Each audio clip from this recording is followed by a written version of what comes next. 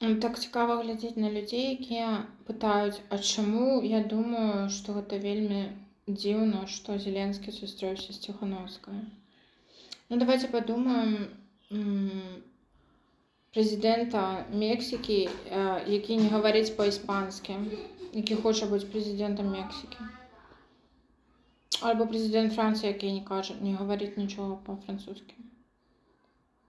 У 2020 годзе ні адзін кандыдат у прэзідэнты на так званых выбарах не гаварыў па-беларуску у Рэспублікі Беларусь.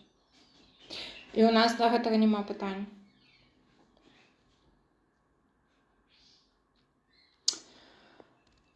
Такія моменты, правда, страшно. Правда, зараз страшно. Не за тое, што я разумею, чаму Зеленскі сустракаўся, таму што Ціхановская гэта у Еўропе прадстаўніца ДМСіл Беларусі. І Зеленскі зараз выжывае і хоча, каб яго краіна выжыла і пачала ў першы раз за ўсё існаванне быць непадлеглай Рашкістану.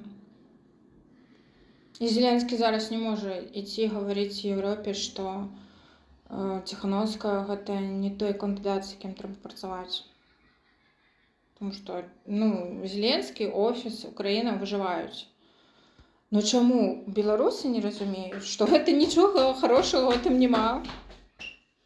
Становіцца страшна, правда.